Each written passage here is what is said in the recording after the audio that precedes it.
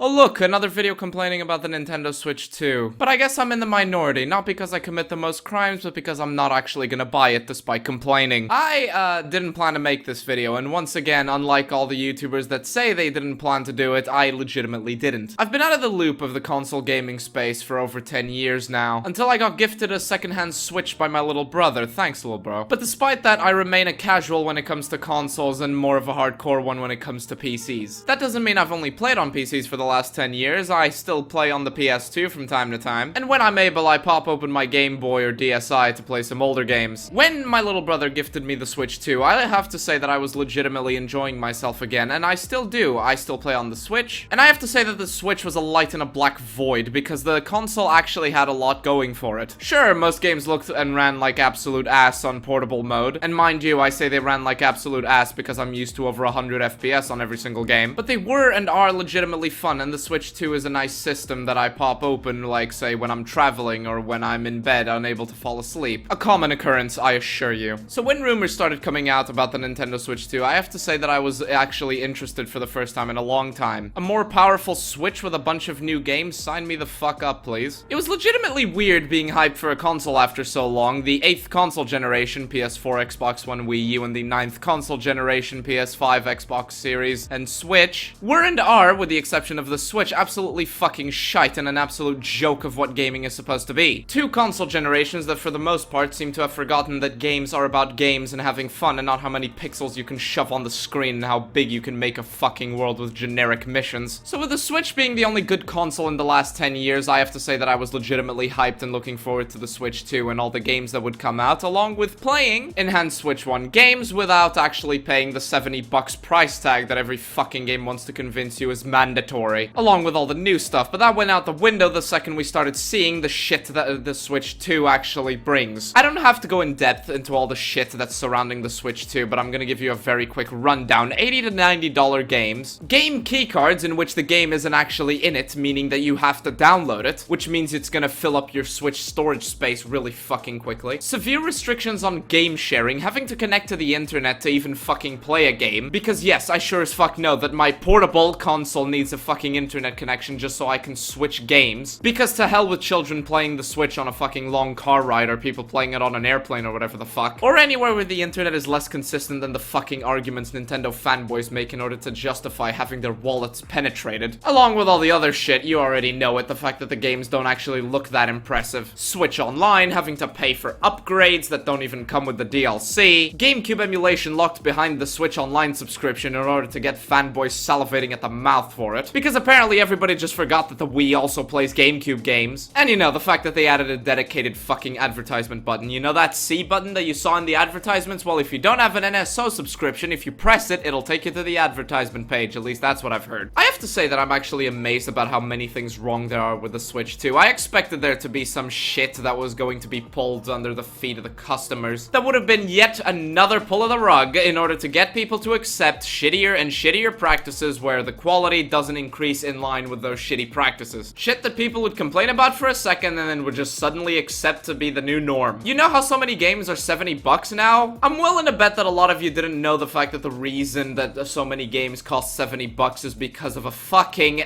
basketball sports game upping the price for a 9th console generation version. Yes, NBA 2K21 is the reason you have been paying $70 for games lately. Not the sole reason, of course. People have been paying for microtransactions and special editions that just gatekeep content on day one out the ass for years, but you know. But that was one shitty practice at a time. Usually when companies try to make too many shitty practices all in one go, it ends up backfiring spectacularly. I had hoped that this would be the case again with the Nintendo Switch 2, because the Nintendo Switch 2 just has so much wrong with it that it's actually difficult to grasp. But no, it seems to be on track to being the most pre-ordered console of all time. I have to say that the Nintendo Switch 2 actually hurts me, because for a long time I legitimately did not care about gaming on consoles, and the Nintendo Switch 2 kind of awakened a passion in gaming that, despite the fact that I still have a passion for gaming while playing on PC, you know, PS2 and so on, there was always a part of it that was missing. Sure, I could emulate Nintendo games, but that just doesn't feel the same. And actually having a console that I can look forward to playing, to using, to immersing myself in was actually really nice. I rediscovered my love for platformers and shit on the Switch 1, for fuck's sake. And I also got a lot of that childlike wonder again playing some Switch games. It's been really amazing. Even if the Switch games that I've been playing aren't even that diverse. There aren't even that many. So seeing the successor to that console and seeing the thing that I was hyped for be turned into a giant advertisement box that ticks most, if not all, the boxes of the shitty practices people have been complaining about in gaming for years and years, it legitimately hurts. I wasn't gonna buy it on launch. I don't do that. If you watch my channel, you know that already. But I still did look forward to getting it eventually. I'm usually not looking forward to things in general, with a few rare exceptions, of course, but seeing something that legitimately tapped into that childlike wonder that's been gone for so long be ruined by greed and having that greed rewarded legitimately fucking hurts me, and it drives me up the fucking wall. I would scream here, but I think I've been screaming way too much in my videos, and I need to switch it up a little bit. Also because this video is my unstructured thoughts, but god damn it, dude, it really fucking sucks, doesn't it? When people say that modern gaming sucks or that gaming is dead, they don't literally mean that there are no good games out there. They mean that gaming is being turned from projects into products. Projects which used to be passion-filled, creative, innovative, fun, immersive, just the sort of thing that would put a smile on your face, in general terms of course, into things that need to be sold and monetized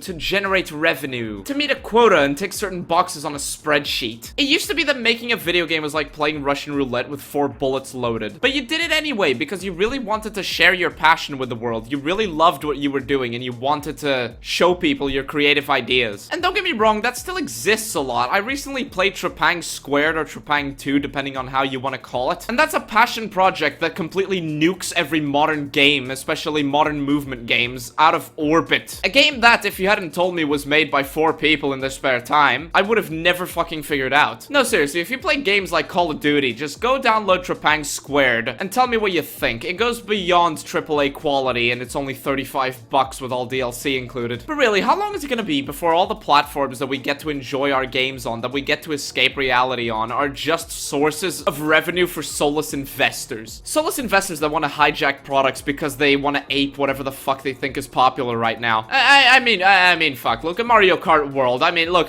Mario Kart World. Mario Kart, a series that's a racing game. It's a racing game series that now just ticks all the boxes of what modern games are supposed to be because that's what's popular. That's what's popular with the masses and makes money. An open world shoved down your throat that's probably just gonna be a bunch of areas with a few random collectibles and objectives and speed pads and maybe a few coins and rails to grind on, while you mindlessly go from objective to objective. Huge character rosters, 95% of characters that just you don't care about because you really want to race as a fucking fish. Because modern games need to have huge character rosters and shit. Going in a straight line for 5 minutes to get to the next stage because loading screens break immersion and games have to be immersive and have no loading screens nowadays. And of course, innovation for the sake of innovation, because if the new feature list isn't large enough, people might realize that the games are just getting bigger but never better. But because you did that and you pandered to nostalgia enough, a bunch of undeveloped adults are now going to reward you for wanting to suck the money of people that just want to have fun. Fun which can go completely out the window if Nintendo decides to break your console and you being able to do nothing about it, because in case you didn't know, that's also a thing in their user license agreement, because Nintendo is now also being rewarded for literally bricking consoles. As if sucking the money of players, not evolving, and becoming a soulless, well-dressed corporate zombie wasn't fucking enough, they just decided that your portable console that needs internet connection in order to load single-player games can just be bricked forever because fuck you, that's why. And fuck you as well if you accidentally press the wrong button on your controller, because that'll just bring up a fucking advertisement. I'm sorry that I'm so negative in my videos, but there's just too much shit that needs to be talked about. Because this stuff not only legitimately hurts all of us, it legitimately hurts me even more as well, because I was so hyped. I was legitimately starting to feel the magic once again, and that just went completely out the window. I want to make a video that's just full of positivity and minimal negativity. I legitimately want to, and I am going to if you've noticed a trend in my latest videos. But I need to get this off of my chest, because in order to feel that positivity, in order to feel that magic, in order to get a chance at feeling that joy that I did once upon a time, I'd need to give up over a month of food bills just for the system and a game, a system that won't even work in 50% of the conditions I most take advantage of it in, and a game that doesn't really justify itself when compared to its 11-year-old predecessor. And yes, Nintendo fanboys, I know there's more games on the Switch too. I'm just using Mario Kart World as an example. You underdeveloped, industry-ruining, bootlicking